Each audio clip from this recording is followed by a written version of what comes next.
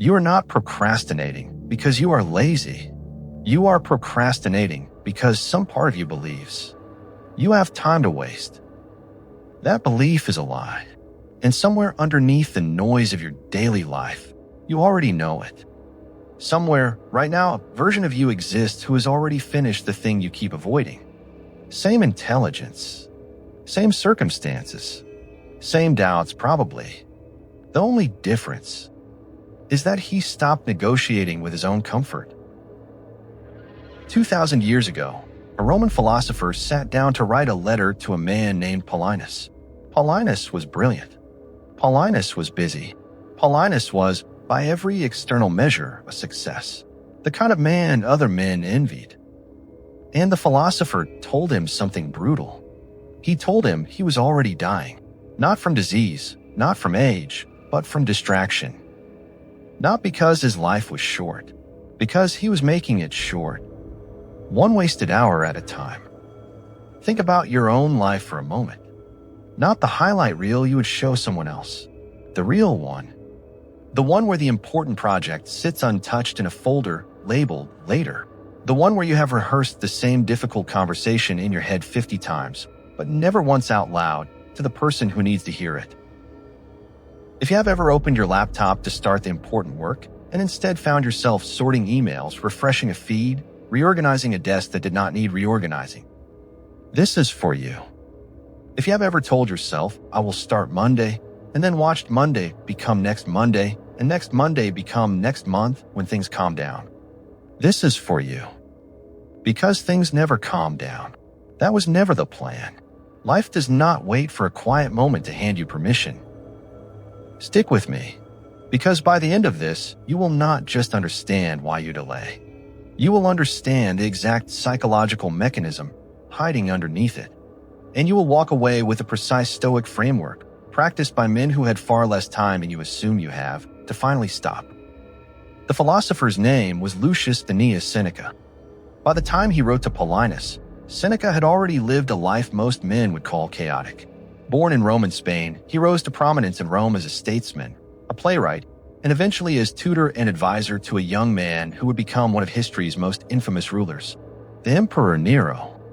Before that, though, Seneca had already survived exile, accused of adultery with the Emperor Claudius's niece, a charge historians widely regard as politically motivated. He was banished to the island of Corsica for roughly 8 years. 8 years removed from the center of power, from his career, from the life he had built. He knew more intimately than most men of his era how quickly everything could be seized from someone who assumed they still had time left to really begin living. So when he finally wrote his essay, one that survives to this day, called on the shortness of life, it did not come from comfort. It came from a man who understood, in his bones, how fragile a position of stability really is. Historians and classicists still study this essay, still teach it in universities, because it does not read like ancient philosophy gathering dust. It reads like a warning sent from someone who has already glimpsed how the story ends. Seneca opens with an idea that must have cut through Paulinus like a blade. He argues, and this is a paraphrase of his central claim, not a direct quotation, that life is not actually short. We are given enough of it, if we use it well, to accomplish extraordinary things. The tragedy is not the length of our years. The tragedy is how much of those years we hand over willingly to things that do not matter. Seneca describes the powerful men of his time, senators, generals, wealthy patrons, spending their days managing other people's business, chasing invitations to banquets, currying favor, performing importance. He observes that these men postpone real living for some future date, a retirement, a someday, a moment when the conditions will finally, magically be right. He points out something almost cruel in its simplicity. These men guard their money and their property fiercely, refusing to waste a single coin, hiring accountants, negotiating over trivial sums. But their time, the one truly irreplaceable resource they have, the one thing that cannot ever be earned back once spent, they give away to anyone who asks for it, without a second thought. Favor here, an obligation there, an afternoon lost to a conversation that meant nothing. Seneca finds this almost absurd once you really look at it. We treat our bank accounts as sacred and our hours as disposable, when the arithmetic should run in exactly the opposite direction. And later, in his letters to his friend Lucilius, Seneca returns to this theme again and again. One recurring warning, paraphrased here rather than quoted directly, captures it. While we wait for the right time to truly begin living, life itself is already slipping past us, day by ordinary day. Now picture the man writing these words. Not a monk in isolation. A former exile, now serving as advisor to an emperor whose temperament grew more volatile and paranoid with each passing year.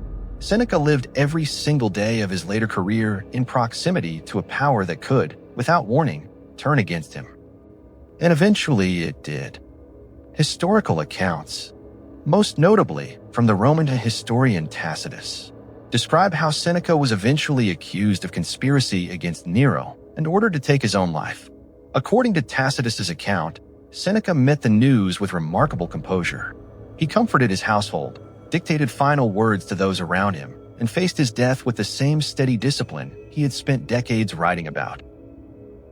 He did not have the luxury of assuming tomorrow was guaranteed. Few men in his position ever truly did. And so his writing carries an urgency that modern self-help rarely manages to replicate, because for Seneca, none of this was theoretical. It was the architecture of survival. This is the man warning Paulinus, and warning us, all these centuries later, that procrastination isn't a scheduling problem. It's a spiritual one. Every time you delay the difficult conversation, the hard workout, the business you keep planning instead of starting, you are quietly telling yourself that you have unlimited days left to fix it, to try again, to finally begin. Seneca would tell you that you don't actually know that. Nobody does. Not you, not the busiest man in Rome, not the emperor himself. Here is what modern psychology has only recently caught up to, using language Seneca never had access to. Procrastination is not a failure of time management. It is not about discipline in the way we are taught to think about discipline. Researchers who study delay behavior have pointed out again and again that procrastination functions as a form of emotional regulation. You are not actually avoiding the task. You are avoiding the feeling the task produces in you. Anxiety, inadequacy, the quiet fear of discovering you are not as capable as you had hoped you were. Seneca understood this without the vocabulary of modern psychology, but he understood it just the same. He noticed something about the busy, important men around him, that they filled their days with noise, with meetings, with obligations to others, precisely so they would never have to sit alone in silence with their own unfinished potential. Busyness, in his observation, was often a disguise, a performance of importance that quietly protected a man from ever confronting what he actually feared. Think about what procrastination actually protects you from in your own life. As long as the important project remains untouched, it remains theoretical. It can still be perfect in your imagination. The business plan you have not started could still become the empire you dream of. The moment you actually start, you introduce risk. The risk of imperfection, the risk of failure, the risk of discovering in cold daylight exactly where your limits are. So the mind, quietly, cleverly, almost lovingly, chooses comfort over confrontation. It protects you from a truth by keeping you busy with anything except the one thing that matters. This is the hidden trap of modern success culture too, dressed up in more sophisticated language. We call it still researching, still planning, waiting for the right moment to launch. But Seneca would recognize it instantly, stripped of its modern costume, for what it actually is. Fear, dressed as preparation. The Stoics had an answer to this fear, and notably, it was not motivation. Motivation, as they understood implicitly, is unreliable.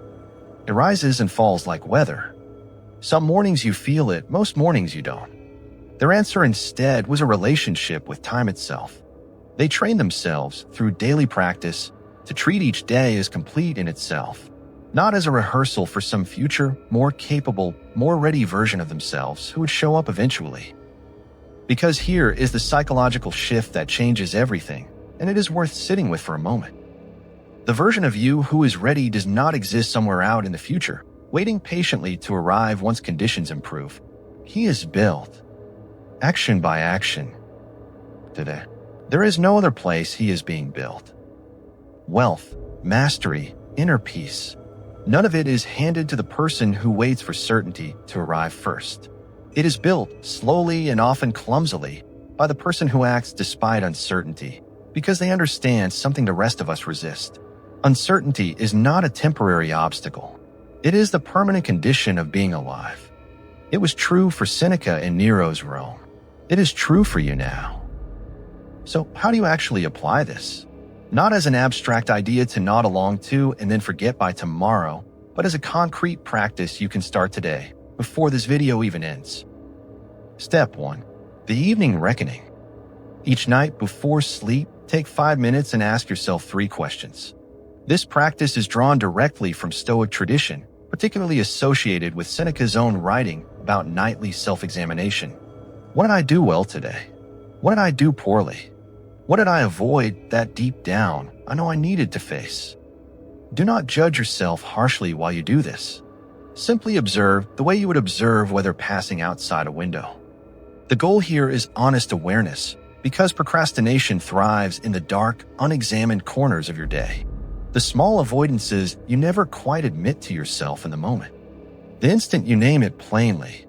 I avoided that call again for the 3rd day in a row. It loses a measure of its power over you. Naming a pattern is the first step to breaking it. Do this for even 1 week, and you will start to notice the same excuse showing up night after night. That repetition is data. That repetition is where the real work begins. Step 2. The 10-minute confrontation. Whatever you have been avoiding, do not commit yourself to finishing it. That commitment is too large, and your mind will resist it accordingly. Commit only to 10 minutes. 10 minutes of the hard conversation you have been rehearsing in your head. 10 minutes of the business plan sitting untouched in a folder. 10 minutes of the workout you keep telling yourself you will start tomorrow. This works because the resistance you feel is almost never about the task itself. It is about the size of the task as your imagination has inflated it. 10 minutes shrinks the mountain back down to a hill you can actually walk up without dread. Most of the time, once you start, momentum carries you far past the original 10 minutes because beginning was always the hardest part. But even on the days it does not, even if you stop right at 10 minutes, you have still broken the spell of avoidance for that day. You have proven to yourself that starting is possible. That proof compounds. Step 3. Memento Mori. The daily reminder. The Stoics, including Marcus Aurelius in his private journal known as Meditations, written not for publication, but as notes to himself while commanding Roman legions on the northern frontier, regularly reminded themselves of mortality, not to be morbid or fatalistic, but to sharpen their sense of urgency about how they spent their remaining days. Marcus wrote to himself, in paraphrase rather than direct quotation, about how little time may remain and the need to act with purpose rather than drift through his days on autopilot, reacting to whatever crossed his path. Practically, here is how you apply this. Before you open your phone in the morning, before the feeds, before the notifications hijack your attention, ask yourself one question. If I only had this one day left of real productive time, would I still spend the first hour of it scrolling? You already know the answer. Let it move you every single morning until it becomes reflex rather than effort. Step 4. Voluntary discomfort. Seneca and other Stoics practiced deliberately choosing minor hardship on ordinary days. Simple meals instead of feasts, plain clothing instead of fine garments, occasional cold and hunger endured on purpose, specifically so that comfort would never hold total authority over their decisions. If you have already trained yourself to tolerate minor discomfort voluntarily, then comfort loses its grip over you when it truly matters. You don't need to live like an ancient ascetic to apply this, but you can build the same underlying muscle. Take the cold shower instead of the warm one. Skip the easy distraction when you feel the pull toward it. Sit with boredom for a few minutes instead of immediately numbing it with your phone. Every single time you choose the slightly harder path on purpose, in some small, unremarkable moment of your day, you are training the exact discipline that will show up later when the important work demands it of you and there is no one there to make it easier. Seneca never got a someday. None of us are promised one, no matter how carefully we have planned, no matter how secure our position feels right now. The tragic irony, the one hiding underneath almost all procrastination, is that the people who wait the longest to start are usually waiting for a feeling of readiness that only ever arrives after they have already begun. It never arrives first. It never will. That is not how it works, and it never has been. You do not need more time. Chances are, you have more time than you think. You are simply spending it on the wrong things, the way the busy men of Seneca's Rome spent theirs on banquets and idle importance. What you need is to stop lending your only irreplaceable resource to fear, dressed up carefully as caution. Somewhere, right now, there is a version of your life where you already started, where the 10 minutes turned into an hour, and the hour turned into the habit, and the habit turned into the thing you always privately believed you were capable of building, if only you would stop delaying the beginning. He is not waiting for the perfect moment. He already knows there isn't one. He is only waiting for you to stop negotiating with yourself. If this gave you a moment of clarity today, subscribe. Because this channel exists for exactly that. One video at a time, drawing from men who faced far harder circumstances than most of us ever will. We are building the mind that does not wait for someday. Someday is now. It always was.